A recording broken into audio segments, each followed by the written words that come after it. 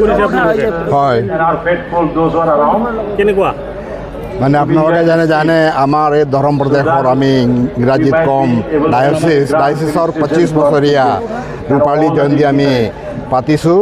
এই মুখ্য কাৰ্য আছিলে এই আমাৰ নানচিঅ আৰ্চবিশ্বপ লিঅ'পল্ড জিৰলিয়ে এখেতে দিল্লীত থাকে তাৰ পৰা আহি এই পবিত্ৰ বলিদান উৎসৰ্গ কৰিলে। সেই আমাৰ আটাইতকৈ ডাঙৰ প্ৰাৰ্থনা।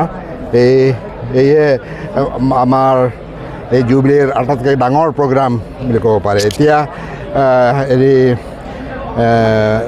আমাৰ আৰ্চবিশ্বপসকল গুৱাহাটীৰ আৰ্চবিশ্বপ বা অন্য আৰ্চবিশ্বপসকল আৰু BTC ডাঙৰীয়াসকলে আহিব আৰু